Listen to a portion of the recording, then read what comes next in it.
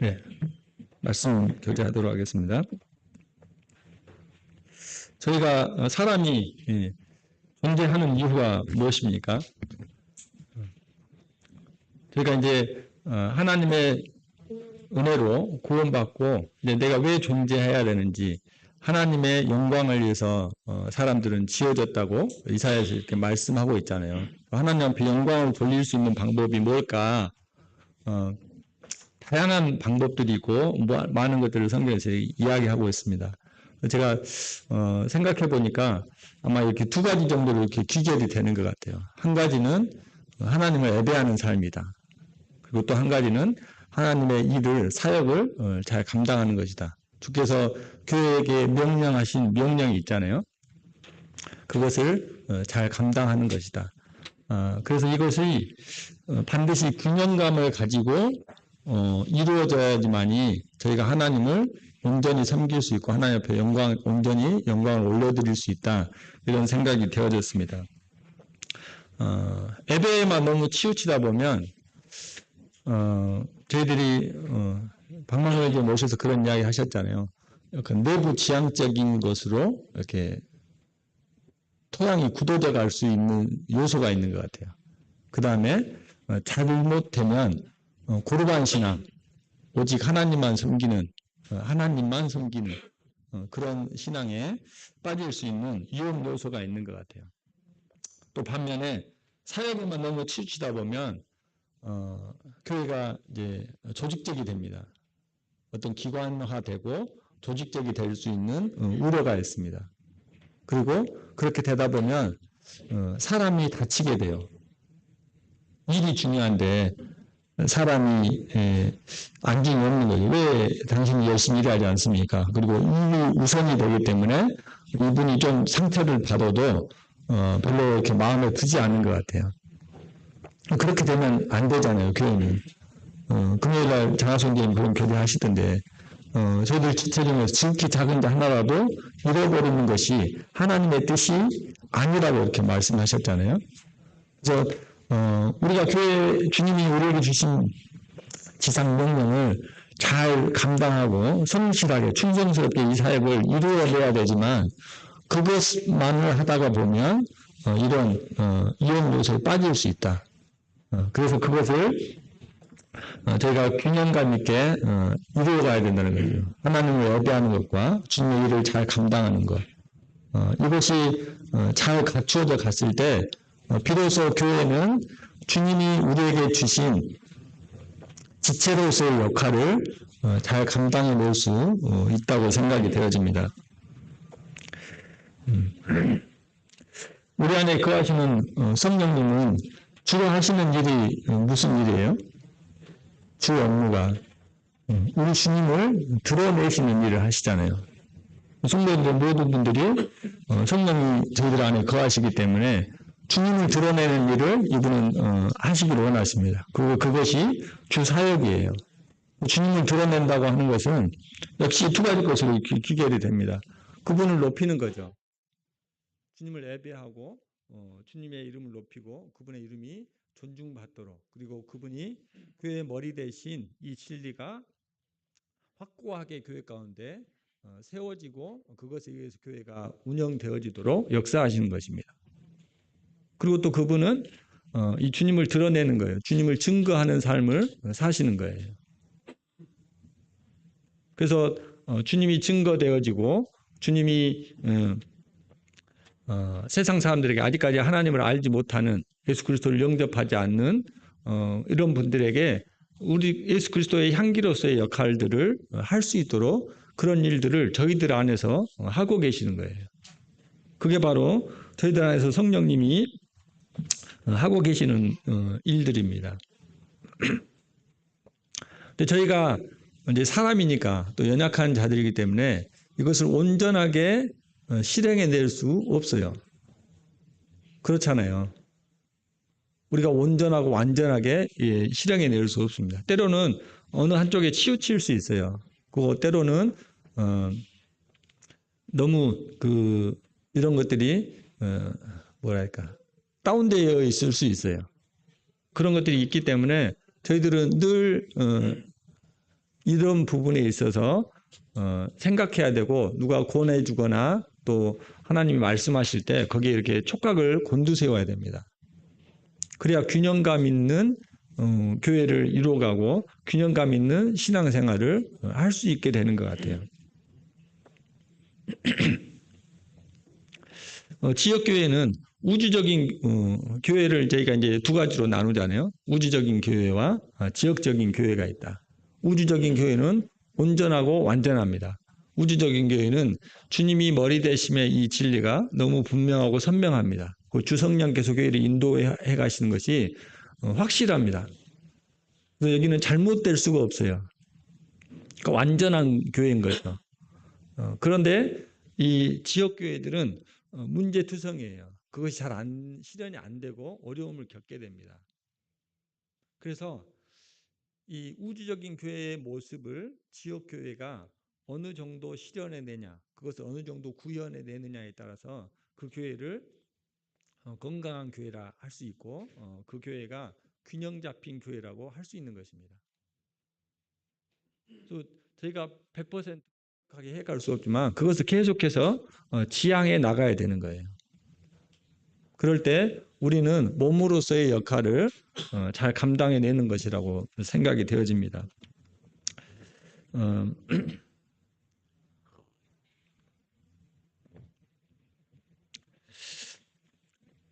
어쨌든 저희가 이제 분가한 지가 600일이 좀 넘었어요. 오늘이 604일인가 5일 이 정도 됐습니다. 주님이 그동안 이제 많은 성도님들의 마음에 있던 이렇게 어려움들, 상처들을 이렇게 이제 다 회복한 것으로 이렇게 보여집니다. 또 많이 아무르셨죠? 아직 아닌가요? 그러니까 사람이 몸이 다치면 이게 회복될 때까지는 제 기능을 할 수가 없잖아요. 그러니까 좀 쉬어야 되고 상처가 아물 때까지는 다 온전해질 때까지는 기다려줘야 돼요. 그래야지만이 다시 건강하게 일할 수 있고 활동할 수 있습니다. 그래서 아마 제 판단에는 그렇습니다. 이제 성도님들이 어느 정도 마음에 이렇게 회복이 되어진 것으로 이렇게 보여져요. 그래서 이제 그러면 이제 회복이 되어졌으니까 우리 몸을 튼튼하게 만들어야 될 거 아니에요. 그래서 재활도 해야 되고 양육도 해야 되고 이렇게 키워 나가야 저희가 이제 교회로서의 역할을 잘 감당해낼 수 있을 것이라고 생각이 되어집니다. 그래서 특별히 이제 저희 새 형제들을 위해서 기도해 주시기 바랍니다. 박만규님 다녀가신 뒤로 우리가 참 많이 직무유기하고 있었구나 하는 생각들을 솔직하게 이렇게 했어요. 그리고 부끄럽게도 우리보다 형제님이 훨씬 더 교회를 향해서 간절한 마음을 가지고 계시고 애달파는 마음을 가지고 계시구나. 참 이렇게 부끄러운 마음이 들었는데 사도행전에서도 사도들이 그렇게 이야기를 하잖아요. 교회 가운데 문제가 생겼을 때 우리가 하나님의 말씀을 제쳐놓고 이 일을 공개를 일삼는 것이 마땅하지 않다. 그래서 너희들 가운데 성령과 지혜가 충만한 사람 7을 선택해라. 우리가 그들에게 이 일을 맡기고 우리는 기도하는 것과 말씀에 전무하겠다. 이렇게 말씀드리잖아요. 교회의 자신의 모든 문제들을 책임감을 가지고 사도들이 그렇게 하는 것이거든요. 그래서 그 일 자체가 나쁘다는 게 아니잖아요. 교회 성도들을 돌아보고 공개하는 게 나쁜 건 아니잖아요. 당연히 해야 될 일이고 좋은 것이지만 각자가 해야 될 일이 있다는 거예요. 학생들이 공부를 해야 되는 거잖아요. 근데 학생들이 공부하는 것보다 나가서 돈 버는 걸 훨씬 더 좋아하면 부모 마음이 어떻겠어요? 좀 걱정스럽잖아요. 돈 벌어다 줘서 마음이 기쁜 건 아니잖아요. 각자 위치에서 지금 해야 될 일들이 있다는 거죠. 그래서 교회가 이제 균형 잡힌 모습으로 성장해 가기 위해서 해야 될 일들이 있는데 그것을 저희들이 그동안 잘 하지 못하고 혹은 준비하지 못한 것에 대해서 주님 앞에 좀 이렇게 회개하는 그런 마음들이 교회가 영적인 회복이 되어지고 몸이 건강해지기 위해서 아까 말씀드린 주님을 예배하는 것과 또 주님을 증거하는, 주님을 나타내는 이 사역에 집중해야 될 필요를 이렇게 생각하게 됐고, 저희가 이걸 변화되지 않으면 저희들이 이제 정치하는 것이고 퇴보하는 것입니다. 최근에도 그런 이야기를 자주 듣는데 저희들끼리 교제가 좋죠. 예. 근데 다른 분들이 저희들 안에 교제에 들어오는 것을 힘들어 하신대요. 네, 저희들은 지극히 내부 지향적인 교회를 모방하고 있어요. 저희가 일부러 그런 건 아니잖아요. 뭐 그 사람이 밉거나 뭐 그 사람이 뭐 나에게 해를 끼쳤거나 그런 건 아님에도 불구하고 우리는 그렇게 구조화 지금 되어져 버린 것을 제가 분명하게 인지하고 이것을 바꾸려는 노력이 필요합니다. 그래서 그런 것들로 인해서 내가 바뀌지 않으면 어려워지잖아요. 지금부터 서서히 바꿔가지 않으면 어려워져요. 근데 지금 여기에서 저희가 마음의 각도나 발자국의 각도를 1도만 틀어주면 10년 후면 20년 후면 얼마나 많은 변화가 일어나겠어요. 그래서 그것을 서서히 저희들은 준비하고 그것을 향해 나아가야 되지 않을까 그런 생각을 이렇게 해보겠습니다. 그렇게 오늘 말씀 교사하려고 한 게 이게 아닌데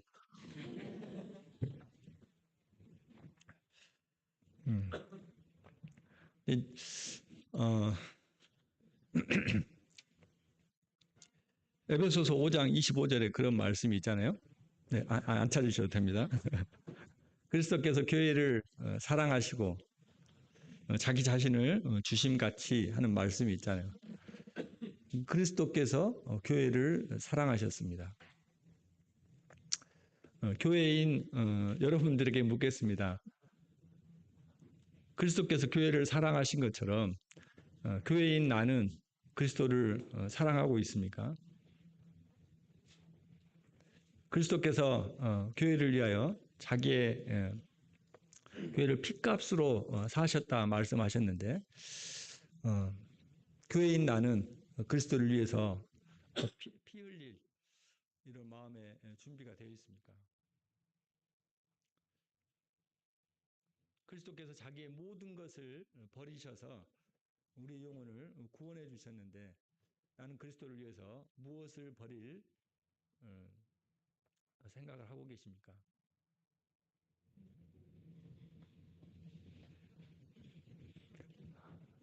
지금 제 마음의 기분이 제가 느꼈으면 제 마음에 그런 질문을 하게 됐어요. 너 진짜 나 사랑하냐? 내가 너를 사랑하는데 진짜 너 나 사랑하냐? 하나님이 저희에게 수없이 많은 말씀, 수없이 많은 은혜를 베푸셨잖아요. 또 수없이 많은 약속의 말씀을 해주셨어요. 근데 왜 그것이 내 삶 가운데 실현되어지지 않는가? 왜 이게 이 약속이 이루어지지 않는가? 물론 하나님의 때가 아닐 수 있습니다, 아직. 그러나 많은 부분이 제가 그 말씀에 부합하지 못하고 있는 것 같아요. 그 말씀을 제가 믿지 못하고 있는 것 같아요. 그 말씀 앞에 반응하지 못하고 있는 것 같아요. 구원의 문제와 똑같다고 생각이 듭니다. 하나님이 모든 사람들의 죄를 다 없애주셨잖아요. 그렇잖아요. 예수 그리스도께서 그들이 믿든지 안 믿든지 모든 사람들의 죄를 세초부터 세말까지 이 세상의 모든 사람들의 죄를 다 갚아줬습니다. 근데 이 사실을 믿고 우리 주님을 구주로 영접한 사람은 구원을 얻었고 생명을 얻었잖아요. 근데 그것을 믿지 않는 사람, 거기에 부합하지 않은 사람, 거기에 반응하지 않는 사람은 하나님의 은혜를 받지 못하는 거죠. 그런 것처럼 우리 성도에게 하나님이 약속해 주신 하나님의 말씀들이 있고 이 귀한 말씀들이 있는데 왜 나는 거기에 부합하지 못하는 걸까? 왜 안 되는 걸까? 왜 내가 그것을 따라가지 못하는 걸까? 하다가 왜 자꾸 이게 멈추는 걸까? 이런 고민에 좀 빠지게 됐어요. 갈라디아서 2장 20절 말씀입니다.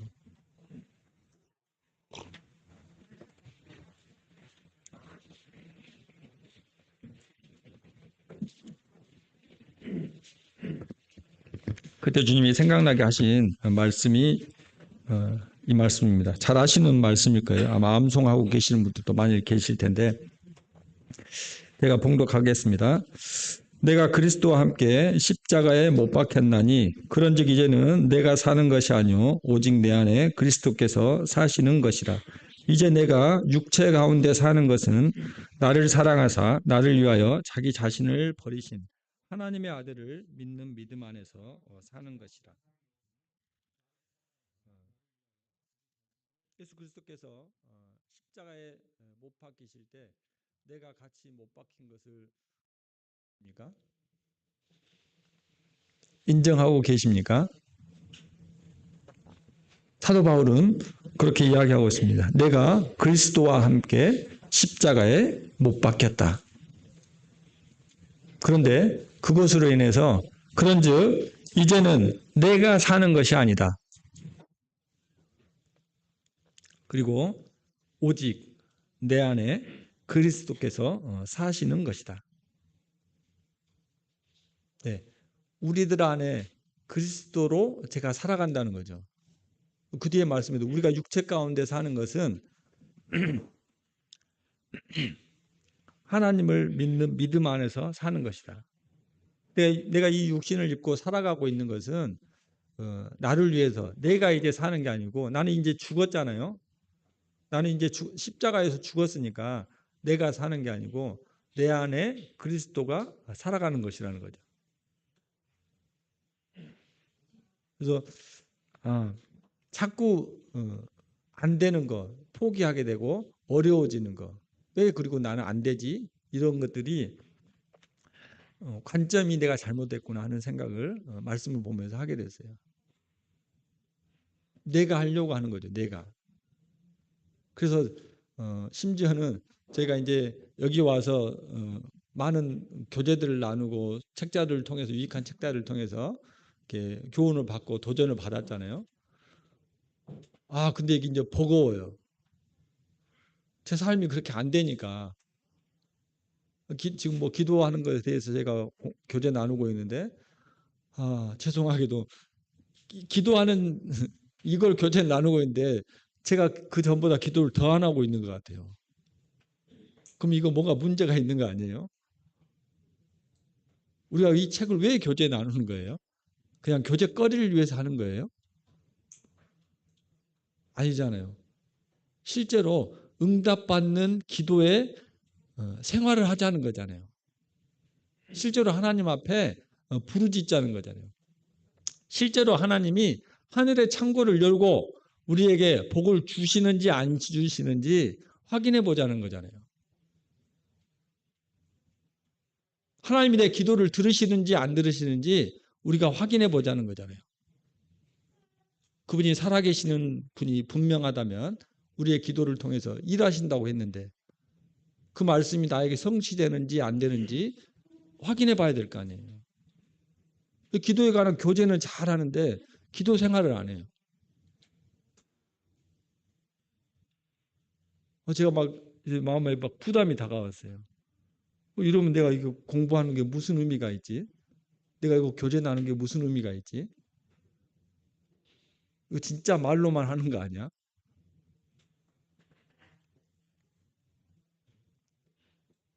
근데 이제 해야 되겠다는 건 알겠는데 잘 안 되지는 거예요. 무릎이 잘 안 꿇어지는 거예요. 이를테면 그렇다는 겁니다. 근데 자꾸 내가 해보려고 하는 거야. 말씀이 이러니까 내가 순종해야지. 말씀이 이래 하니까 그래 이제 기도해야 되겠다. 내가 이제 예배하는 삶을 살아야 되겠다. 하는데 안 되더라는 거죠. 그러니까 저희들에게서 으쌰으쌰하고 내가 뭘 하려고 하는 것은 분명히 한계가 있는 거예요.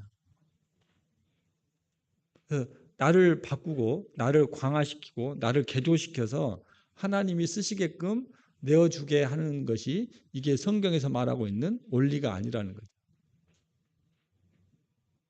그럼 뭐냐? 내 안에 그리스도가 활동하도록 하는 거죠.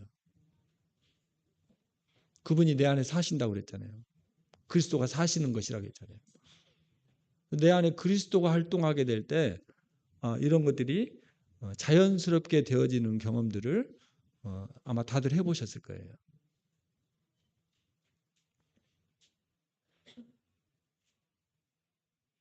그렇지. 내가 뭘 하려고 하는 게 아니고 내 안에 그리스도가 이게 뭐라 해야 될까요? 그거 아니요? 이렇게 표현할 생각할 수 있어요. 아니 똑같은 거 아니요? 결국 그런 내가 하는 거잖아. 그렇죠. 근데 자기를 부인하는 거죠. 내가 이미 그리스도와 함께 십자가에 못 박혔다. 그리고 로마서에서도 그런 말씀이 있잖아요. 육신으로는 하나님을 기쁘게 할 수 없다. 육신은 하나님을 섬길 수도 없다. 그러니까 저희들 안에 이 육신과 그리스도의 영이 함께 같이 공존하고 있잖아요. 그러니까 이거 육신을 바꿔서 이거 육신을 개조시켜서 하나님의 말씀으로 깎아서 내가 사람이 변화되는 게 아니고 이것을 잠재워야 되는 거죠. 이것이 죽어 있는데 이것이 다시 뻘떡 일어나지 못하도록 관에서 다시 뻘떡 일어나지 못하도록 그리스도의 활동하는 영역이 넓어지고 이게 나타나도록 우리는 그리스도께 내 자신을 내어드려야 된다는 거죠. 이게 바로 성령에게 사로잡히는 삶이라고 생각이 되어져요.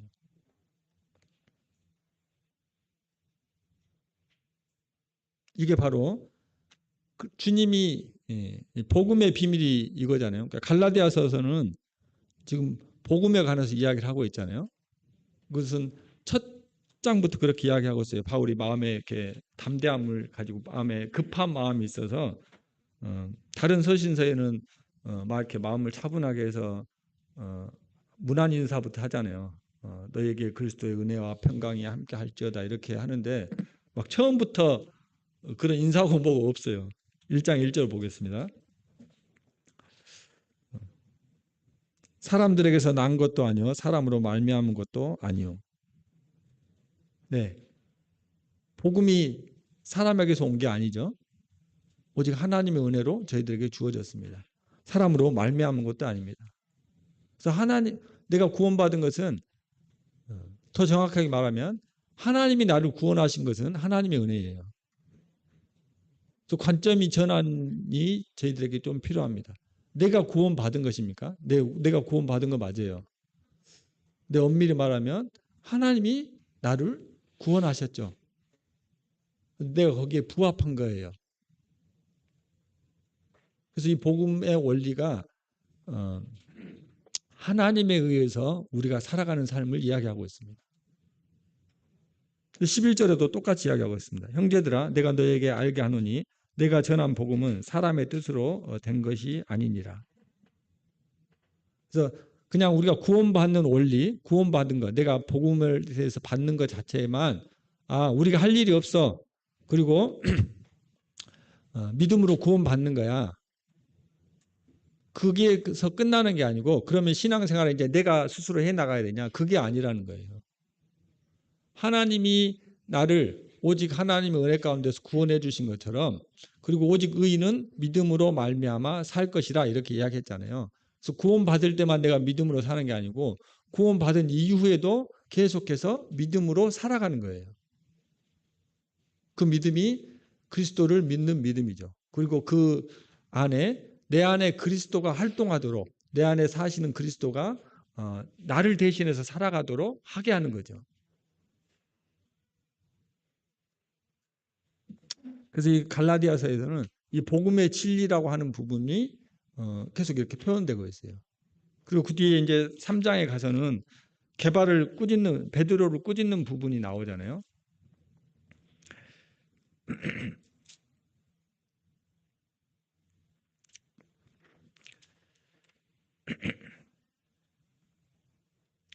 아, 3장이 아니라 2장이네요. 2장 18절을 보겠습니다. 만일 내가 헐었던 것을 다시 세우면 내가 나를 범법한 자로 만드는 것이라. 베드로가 이제 앞에 내용이 보면 그렇습니다. 이방인들과 교제해도 아무 상관이 없잖아요. 베드로는 유대인인데 이제 구원받았기 때문에 율법이 그들에게 영향을 미치지 못해요. 그래서 이방인들과 식사하는 것이 아무런 문제가 안 돼요. 근데 예루살렘에서 형제들이 내려왔어요. 그것을 보고 베드로가 멈칫해 가지고 이제 그들 같이 음식 먹다가 돌아서 버렸어요. 이건 구원의 문제가 아니잖아요. 그죠? 근데 그것을 지금 여기서 바울이 권면하고 있어요. 왜 그렇게 하냐? 너 다시 옛날로 돌아가려고 그러는 거냐? 다시 헐어버렸던 율법으로 돌아가려고 하는 거냐? 너가 구원받았을 때 구원받기 위해서 율법을 지켰던 것처럼 너의 삶을 인정받기 위해서 다시 율법을 지키려고 하냐? 그걸로 해서 하나님 앞에 인정받으려고 하냐? 이렇게 다시 고민하고 있는 거예요. 근데 그게 아니라는 거죠. 오직 하나님의 은혜로 믿음으로 내 안에 있는 그리스도로 살아간다는 거예요. 그것이 바로 성도의 삶이라는 거죠. 그래서 우리가 내 안에 계시는 성령께서 활동하도록 역사하도록 내 자신을 주님 앞에 그렇게 내어 맡기는 것이 필요한 것입니다. 근데 우리는 사실상 내가 하려고 하니까 너무 힘들어요. 그래서 으쌰으쌰 자 잘해봅시다 했는데 좀 의지가 강하신 분들은 한 달, 저처럼 의지가 약한 분들은 3시간, 그리고 일반적으로는 작심삼일 그렇잖아요. 그래서 안 되는 거예요. 그래서 오히려 이제 말씀을 대하는 것이 부담으로 다가와요. 하나님 계속 인풋 하시는데 야 이렇게 살아 이렇게 살아 인풋 하는데 내 삶이 잘 안 되어지니까 내가 말씀 이게 지금 들은 말씀도 순종이 안 되는데요. 또 하라고 자꾸 부담스러운 거죠. 근데 하나님은 바보가 아니시잖아요. 하나님 어리석은 분이 아니시잖아요. 그분이 우리를 향해서 사랑을 베풀 때는 바보처럼 됐어요. 근데 우리를 인도해 가실 때는 정확하게 인도해 가십니다. 우리의 성정을 정확하게 아시는 분이에요. 우리가 할 수 없는 거를 그분이 말씀하시겠어요? 그분 바보가 아니에요. 그래서 우리가 할 수 없는 걸 알기 때문에 우리가 이룰 수 없는 걸 알기 때문에 우리 안에 하나님을 넣어주신 거라고요. 그래야 하나님에 속한 일들을 우리가 감당할 수 있고 그것을 해낼 수 있기 때문에 우리 안에 하나님의 영이 거하고 있어요.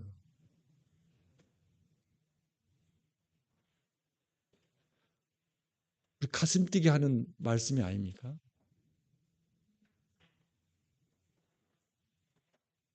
네. 내 안에서 하나님이 활동하면 세상을 뒤집지 않을까요? 왜요? 하나님이 하시니까.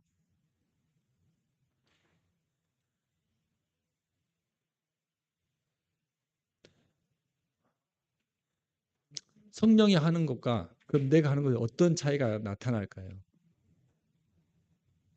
네, 성령님이 하는 거는 그때 이제 갈라디아서 5장에 그 말씀 성령의 열매가 나타나잖아요. 사랑과 희락과 화평과 자비와 양성과 오래 참음과 온유와 절제와 충성 이런 것들이 내가 충성해야지 내가 절제해야지 해서 되어지는 게 아니고 이런 것들이 자연스럽게 되어진다는 거죠.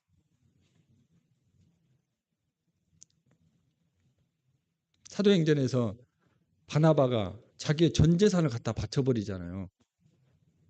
누가 강요했어요? 강요하지 않았잖아요. 자기 전 재산을 다 갖다 교회에다가 엄밀히 말하면 사도들 앞에 갖다 놓았다 말씀이 그렇게 되어 있어요.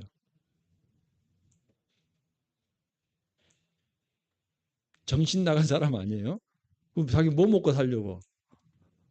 근데 성령에 그가 사로잡히니까 그렇게 할 수 있었어요. 근데 그 뒤에 말씀에 아나니아와 삽비라가 나오죠. 성령에 사로잡히지 않은 거예요. 자기 재산을 전부 다 팔았는데 일부를 감추잖아요. 근데 거기서 극명하게 나타나는 거예요. 내가 하는 것은 그렇게 결과가 나타나는 거예요. 성령이 하는 것은 자기 전 재산을 갖다 바쳐도 아깝지 않고 두렵지 않아요. 그 뒤에 스데반이 순교하는 게 나오잖아요. 왜 저희들 가운데 순교자가 못 나올까요? 스데반만 훨씬 저희들보다 믿음이 탁월해서일까요?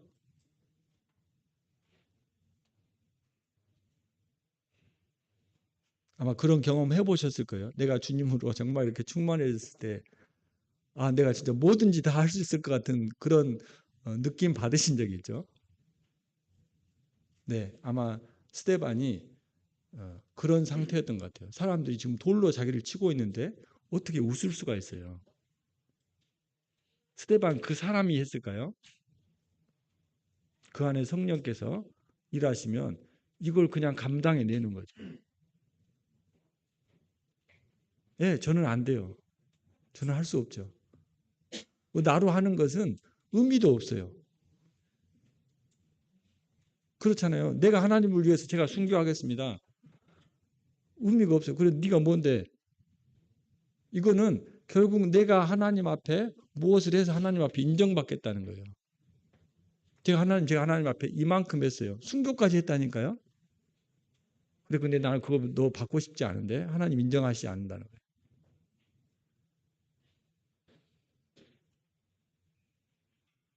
하나님 오직 아들을 통해서 영광을 받으시잖아요. 그래서 저희들 안에 그리스도가 살게 하신 거예요. 그러면 저희들로 해야 될 일은 내 안에 그리스도가 활동하시도록, 내 안에 그리스도가 역사하시도록 내 자신을 그분에게 내어드리는 거죠. 그러면 내 안에서 그리스도의 활동으로 인해서 죽음을 불사할 수 있죠. 배고픔 견딜 수 있어요. 트라우마가 있는 것도 극복되어질 수 있어요.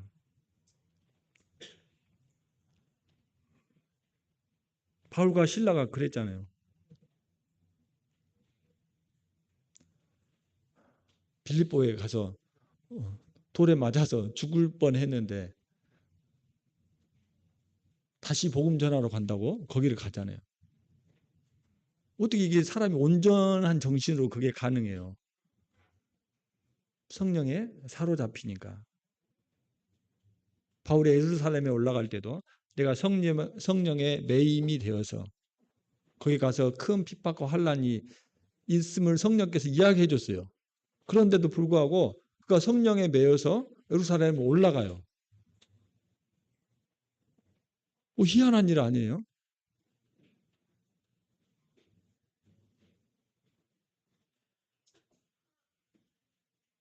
성령에 사로잡히면 우리 안에 두려움이 없습니다. 그리고 내 안에 나를 볼지 않아요.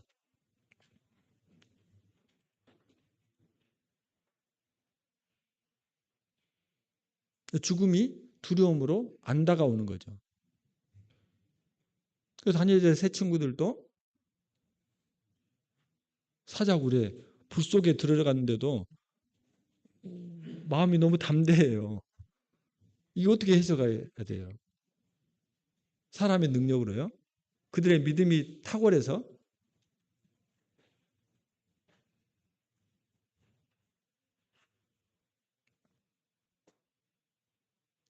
우리들 안에 그리스도께서 활동하게 될 때 우리가 세상의 그 어떤 것도 감당해낼 수 있고 정말 세상이 두려워하는 사단이 두려워하는 이런 일을 우리가 해낼 수 있는 거죠. 근데 또 자꾸 우리라고 하니까 이상하네요. 내 안에 주님이 해낼 수 있어요.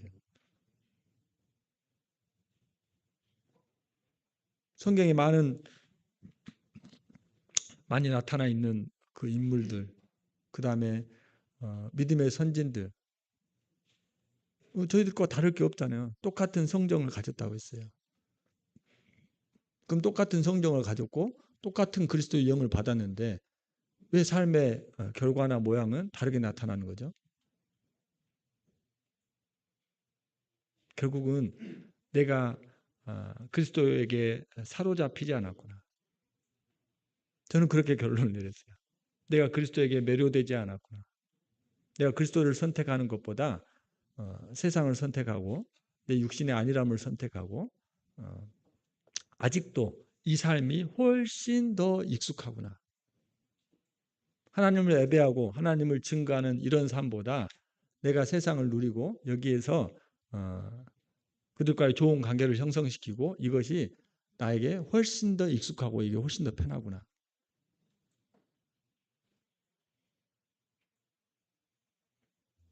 조금 더 적나라하게 이야기하면 내가 그리스도를 사랑하고 있는 것보다 세상을 사랑하고 있고 나를 사랑하고 있구나.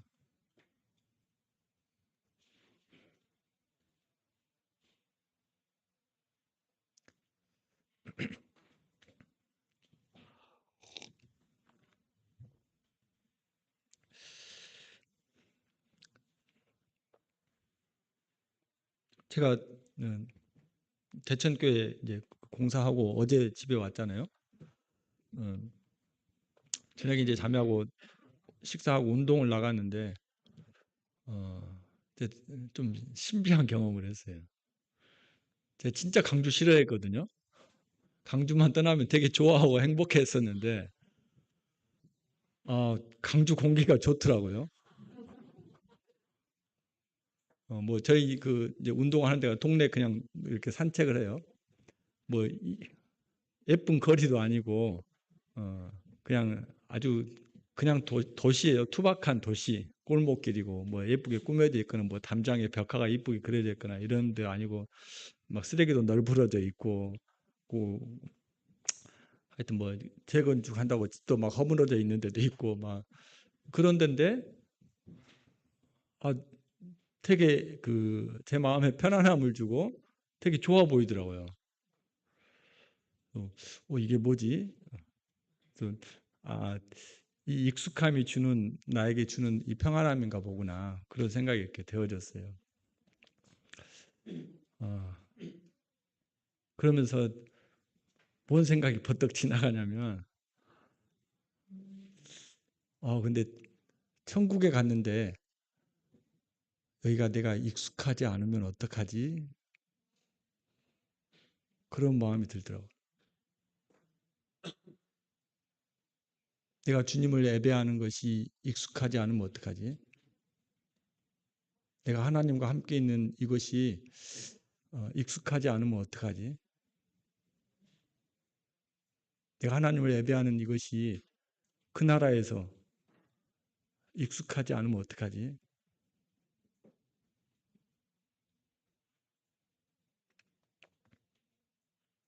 내가 그러면 정말 하나님이 나를 구원하셔서 이 땅에 있게 하신 이유, 하나님이 나를 만드신 이유, 하나님이 나와 함께 하기 위해서 자기의 모든 것을 버려서 나를 구원하신 이유가 어, 헛것으로 만들어 버린 거 아닌가? 그런 좀 불안한 마음이 들었어요. 물론 공간적인 것은 익숙하지 않겠지. 근데 내가 이 땅에서 정말 범사에 주님을 예배하고 있고 주님을 증거하고 있고 그분을 찬양하고 있고 그렇게 했다면 천국에 가서도 이것이 분명히 참 익숙한 모습이었겠다. 나에게 어색하지 않겠다. 그런 생각이 되어졌어요. 근데 그 나를 사랑하는 그 주님을 내가 만났는데 그분과 내가 이야기하는데 내가 그분을 예배하는데 이게 낯설어 버리면 아, 그런 마음이 들더라고요.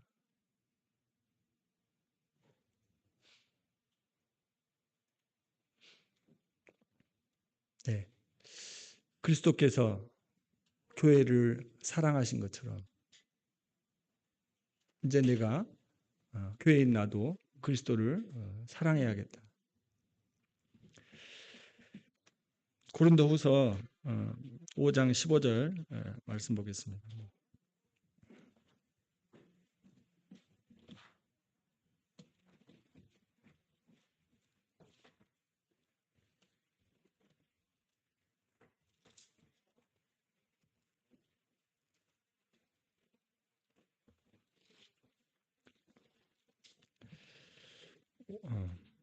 14절부터 보겠습니다. 그리스도의 사랑이 우리를 강권하시는도다.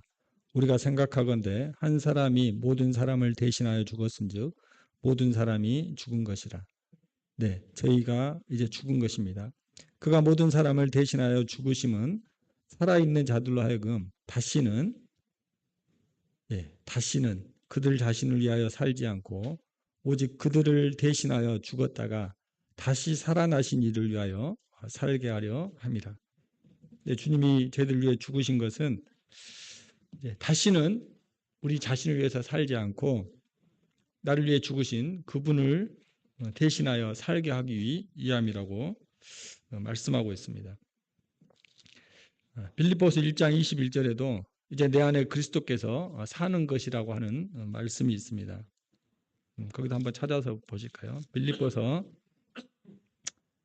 1장 20절부터 보겠습니다.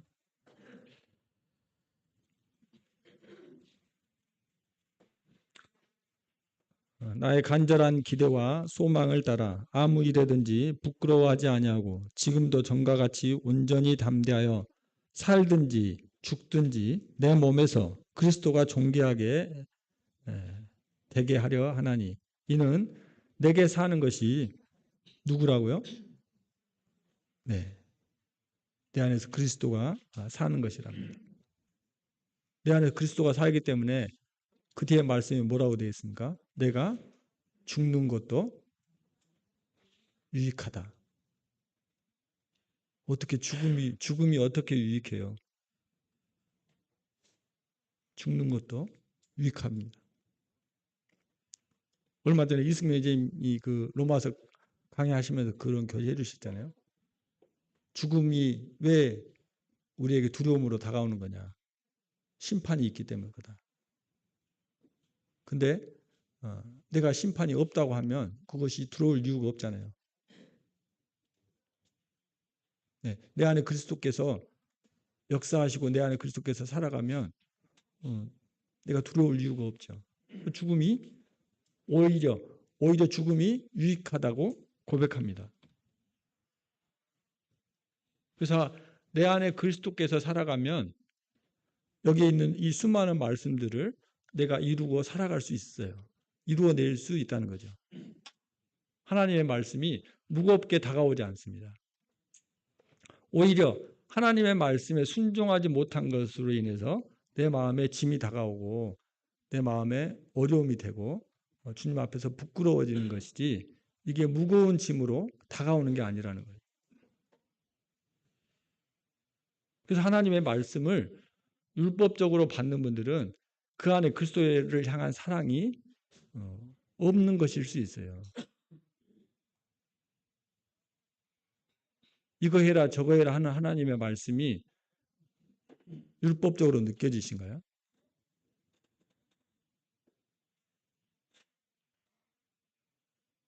내가 그리스도를 사랑하면 그리스도의 말씀에 순종하고 싶어지지 않겠습니까?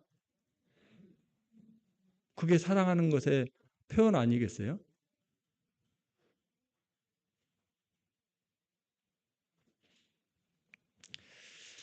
요한일서 5장 3절 말씀 보고 마치겠습니다.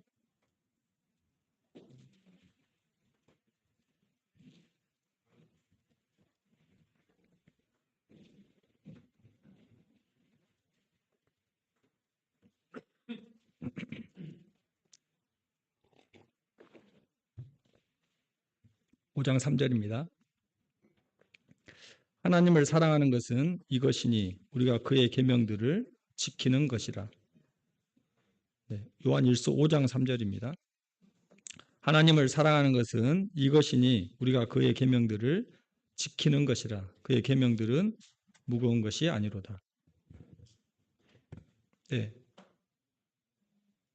정말로 하나님을 사랑하는 사람들은 하나님의 말씀이 무겁게 다가오지 않을 겁니다. 이것이 율법적으로 느껴지지 않을 거예요. 도리어 내가 그것에 부합하지 못한 것에 대한 마음에 짐이 있을 겁니다. 그 하나님의 말씀을 잘 순종하고 사는 사람들의 모습이 판단되어지거나 위선적이라고 판단되어지는 게 아니고, 아, 저분이 참 주님을 사랑하시는구나 인정하게 되고 그 삶을 도리어 동경하게 될 거예요. 그리고 배우려고 하겠죠.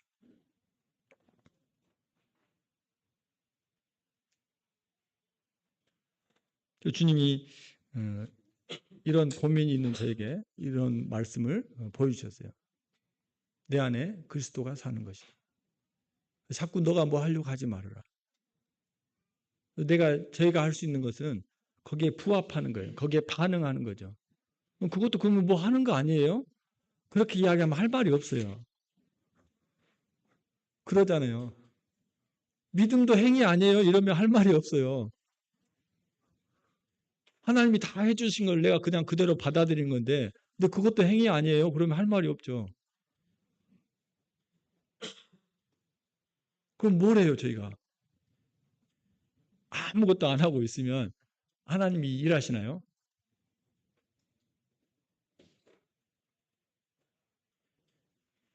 네. 내 안에 거하시는, 내 안에 사시는 그리스도가 이제 활동되어지도록, 그래서 우리가 지나갈 때 내 모습이 나타나는 게 아니라 그리스도의 향기가 드러나는 거죠. 아, 저 사람은 주님 닮은 것 같아. 저 사람은 정말 그리스도인이야. 이런 평가를 듣게 되는 거잖아요. 함께 기도하시고 마치겠습니다.